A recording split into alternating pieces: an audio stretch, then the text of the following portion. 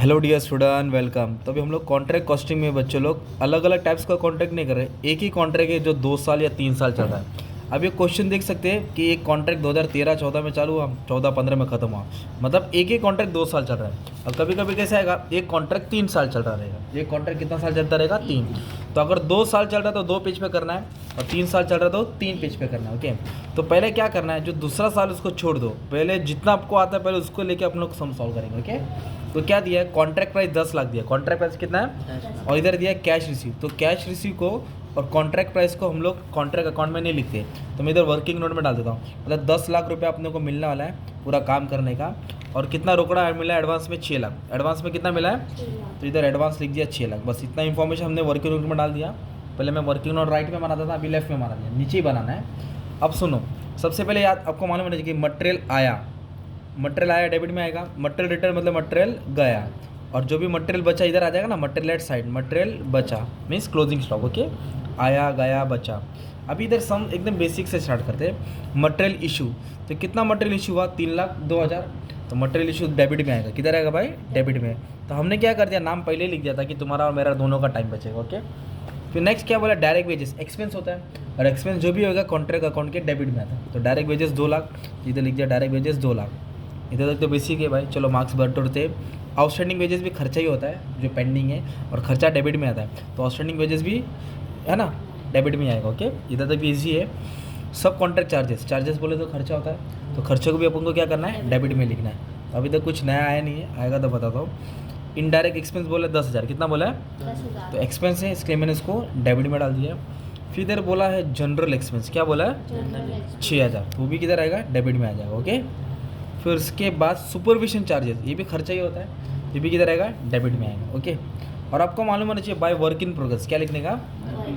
Correct. तो इधर 3 चीज़ आता है, work certified, work uncertified, material side. अगर प्लांट का इधर ओपनिंग वैल्यू लिखने का था, प्लांट का क्लोजिंग वैल्यू। ओके, ये वर्क इन प्रोग्रेस होता है। वर्क सर्टिफाइड इतना रुपया, मतलब इतना काम चेक हो चुका, सर्टिफाइड मिल गया, जिसका सर्टिफाइड मिलना बाकी है।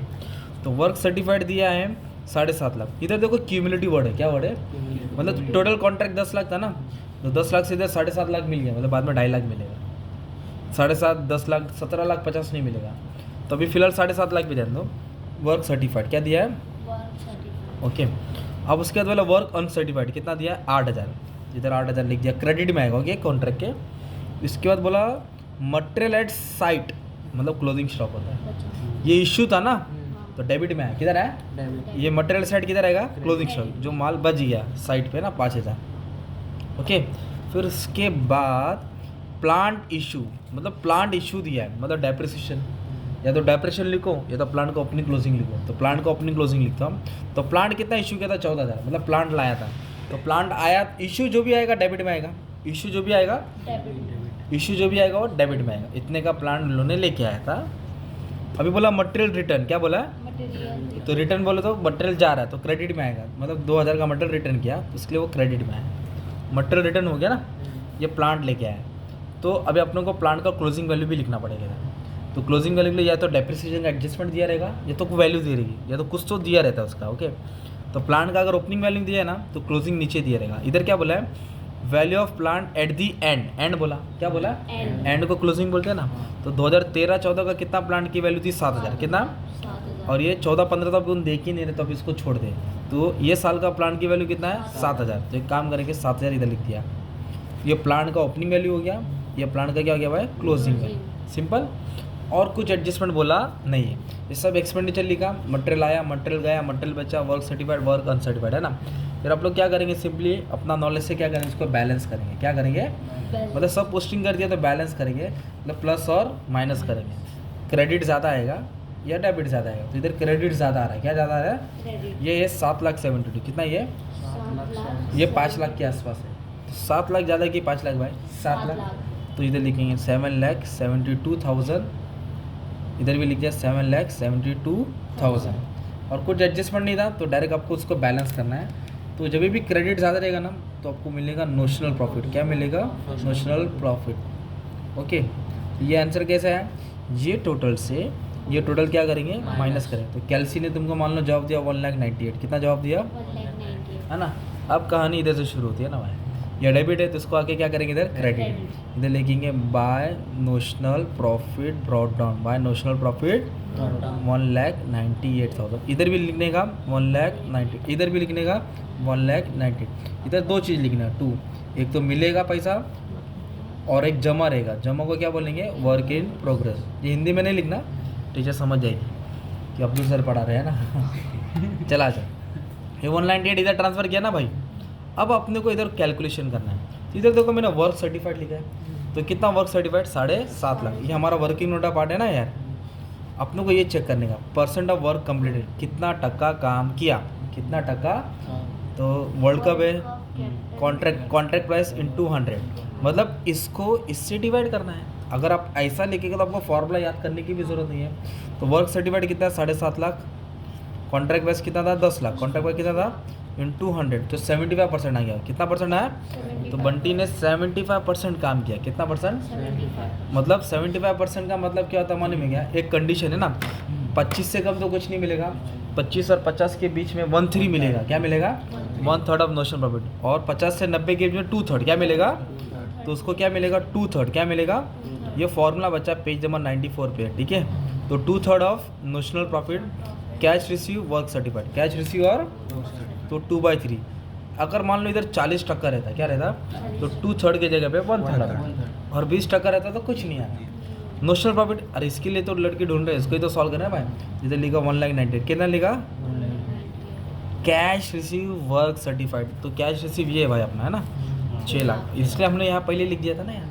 तो ऊपर आएगा 6 लाख, कितना आएगा, अब डिवाइड करो 6 लाख को वर्क सर्टिफाइड। वर्क सर्टिफाइड कितना है, 7.5 लाख। तो कैलसी में आप क्या करेंगे, 6 लाख को 7.5 लाख से डिवाइड करेंगे, हाँ, फिर इंटू 1,98,000, इंटू क्या करेंगे, फिर इंटू 2 करेंगे, इंटू क्या करेंगे 2, और डिवाइड में क्या करेंगे 3। तो अपन लोग को इतना आंसर मिल रहा है, कितना आ रहा है, 1,05,600। ये आया प्रॉफिट, क्या आया, तो ये जो आया आंसर आया ना आपको, वो ये प्रॉफिट एंड लॉस में लिखना है, 1,05,600। सिंपल। अब इसमें से इसको क्या करेंगे, माइनस करेंगे। वो पैसा उसका बैलेंस रहेगा, जमा रहेगा, वर्क इन प्रोग्रेस रहेगा। जब वो कितना टका काम किया, जब और 25% करेगा तो उसका पैसा जमा हो जाएगा ना। तो ये तो वही है जो तुमने किया है, इसमें कुछ नया था नहीं ना भाई।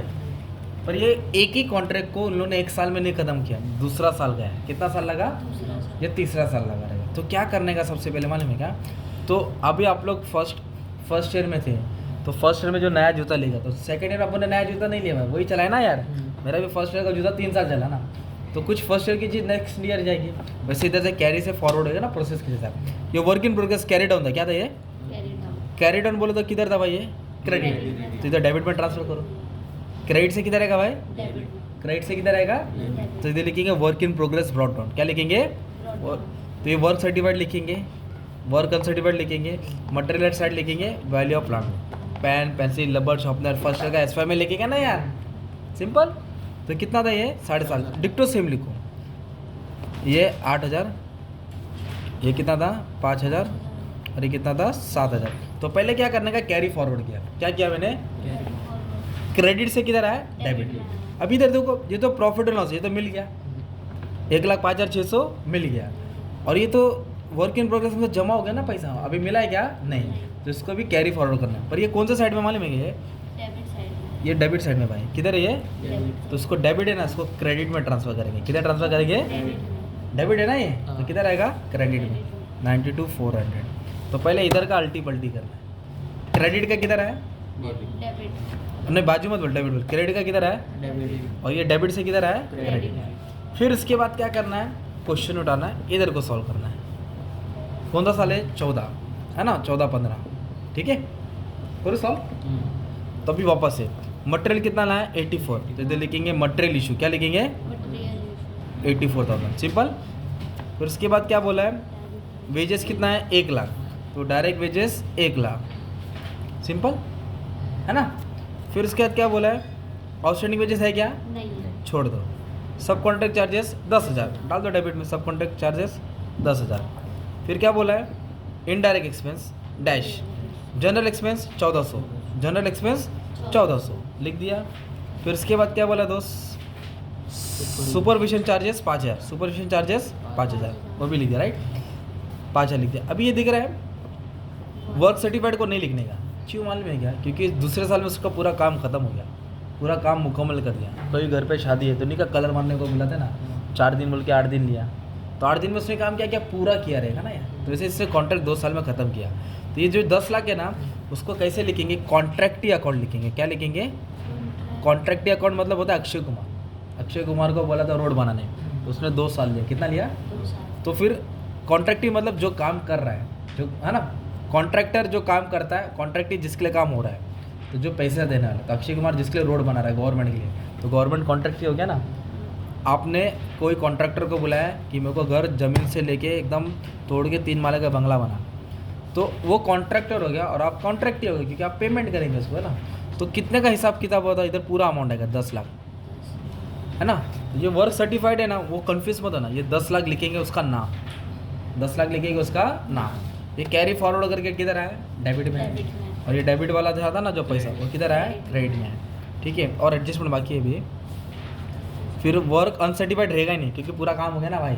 लॉजिक लगाओ ना, काम हो गया तो थोड़ी कुछ बचा कुचा रहेगा। मटेरियल भी नहीं बचा रहता तो लिख देते प्लांट। क्या दिया है? प्लांट इशू कितना बोला? 2000। प्लांट इशू कितना बोला? इधर लिखा प्लांट इशू 2000, है ना। एक प्लांट ये था, एक प्लांट ये था, एक प्लांट इधर से आया, एक प्लांट इधर से आया, तो टोटल 9000 का प्लांट हो गया, ठीक है। फिर बोला मटेरियल रिटर्न 5000, ठीक है। मटेरियल रिटर्न डाल दो ना क्रेडिट में, क्रेडिट में डाल दिया। कैश रिसीव को नहीं लेते, कैश रिसीव को, क्योंकि वो तो इधर आता है ना कैलकुलेशन में, कैलकुलेशन की ज़रूरत नहीं है, छोड़ दो। मतलब अच्छा एक सिंपल लॉजिक पूछूं, कितने रुपया बोला था? बात कितने में डन हुई थी? 10 लाख पे। पहले रोकड़ा कितना दिया? 6 लाख। बाद में कितना देगा? ऑब्वियसली। और इसको हम लोग पहले ही बोला था, कैश रिसीव को कॉन्ट्रैक्ट अकाउंट में लिखते, वो कहाँ लिखते? वर्किंग में। इसके लिए पहले चौकड़ी मार दिया था उसको। तो क्या किया? क्रेडिट का डेबिट में डालना और डेबिट का क्रेडिट में, जैसे पोस्टिंग थी वैसे ही किया। और एक नया नाम आया कॉन्ट्रैक्टी अकाउंट। क्या है? कॉन्ट्रैक्टी अकाउंट। हाँ, अभी एडजस्टमेंट देखो क्या है। प्लांट की दिया ना 5000, जैसे इधर 7000 लिखा था ना अपने पहले ईयर में, क्लोजिंग वैल्यू बोला था, वैसे दूसरी ईयर में भी दिया प्लांट की वैल्यू। कितना दिया मेरे भाई? 5000। तो लिखेंगे value of plant 5000, value of plant 5000। अब इसके बाद क्या हो गया मालूम है? इसने कॉन्ट्रैक्ट को पूरा कर दिया है। ये जो कैलकुलेशन करते हैं ना, work certified, contract pass, person of completed, ये करने की ज़रूरत नहीं है, क्योंकि इसने काम पूरा कर लिया, तो उसको पूरा पैसा मिलेगा। क्या मिलेगा? पूरा पैसा। मतलब होता है ये टोटल से टोटल क्या करो? माइनस करो, और जो भी पैसा रहेगा वो प्रॉफिट एंड लॉस करके लिखेंगे। जो भी पैसा रहेगा क्या करके लिखेंगे? Profit and loss. तो अब जो भी रहेगा उसका हिस्सा रहेगा, क्योंकि उसने काम क्या पूरा मुकम्मल किया। तो ये टोटल से टोटल क्या करना है? माइनस करना है। अगर बैलेंस करेंगे तो ये 11 लाख आ रहा है। कितना आ रहा है? तो 11,02,400, 11,02,400। ओके, ये पूरा टोटल हो गया। इसमें से सब क्या करेंगे? आपको माइनस करेंगे। तो जो भी बैलेंस बचा ना, वो प्रॉफिट एंड लॉस में आएगा। कितना रहेगा? Profit and loss. अगर मान लो 3 साल का रहता, क्या करना है? अगर 3 साल का रहता तो क्या करना पड़ता? ये कैलकुलेशन फिर करना पड़ता। तो कॉन्ट्रैक्ट ही सेकेंड ईयर में नहीं आता, वो 3rd ईयर में आता। किधर आता वो? 3rd year. ये अभी क्यों लिखा? क्योंकि ख़त्म हो गया। 3 साल में कब आएगा वो? 3rd ईयर में। तो फिर 2 साल का रहता तो क्या आता? क्रेडिट का किधर आता? डेबिट। फिर डेबिट का किधर आता? क्रेडिट आता। पूरा एक्सपेंस लिखते, फिर ये कैलकुलेशन करते। क्या करते? वापस से फिर ये वाला पार्ट आता, फिर इधर से वापस अल्टी पल्टी करते हैं ना। ऐसे मतलब ऐसा 2 बार करना पड़ता है, इसलिए फाइनल में कॉन्ट्रैक्ट ही आता है। तो 3 साल में वाले में वो है। और आप लोग ने कॉलम एक साथ क्यों नहीं बना? क्योंकि कन्फ्यूज़ होगा। देखो इन लोगों ने ना इधर एक साथ ही बनाया, इधर एक साथ बनाया ना। देखो ये वर्क सर्टिफाइड है ना, क्रेडिट में आता है, फिर लोगों ने इसको डेबिट में डाला है, फिर कन्फ्यूज़ रहेगा, इधर का घूम जाएगा ब्रो। तो पहले 2-3 सम प्रैक्टिस करना पड़ेगा अलग अलग पेज पे, फिर कॉन्फिडेंट आएगा तो एक पेज पे बन जाएगा तुम्हारा। तो एक पेज पे बनने से फिर टाइम बचेगा। पर अगर कन्फ्यूज़ हो रहा है इसमें, इसके लिए अलग अलग बना दो, टाइम जाएगा 5-10 मिनट पर, पूरा मार्क्स मिल जाएगा।